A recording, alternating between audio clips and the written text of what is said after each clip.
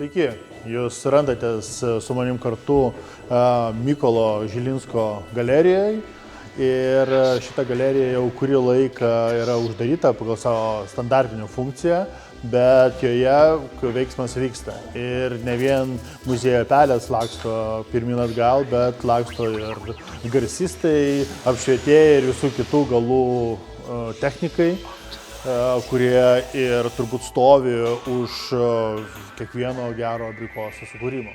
Niekam nėra paslaptis, kad pats mūsų klubas atsidarė šito nuostabaus pastato, meno pastato papėdėje ir mus pačius norom nenorom įpareigoja daryti kažkokius įdomius meniškus, kūrybinius ir kultūrinius dalykus. Kaip jau tapo taisyklė, žiemos Kriskomas abrikosas atsistojo į patį svarbiausią metų renginį, pačią svarbiausią dieną, tai yra naujų metų diena, kada visi duoda visatai palinkėjimą ir kažkokį sprendimą, kad keis kažką arba darys kažką naujo ir įdomaus.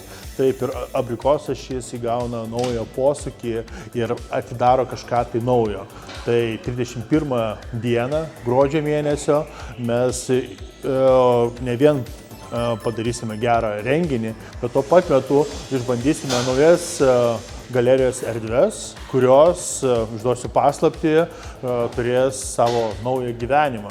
Ir ne vien rekonstruojamas klubas kažkada tai atsidarys labai greitų laikų, bet tuo pat metu ir atsidarys dar vienas naujas projektas, kurio dalinai liudininkais būsite per naujus metus.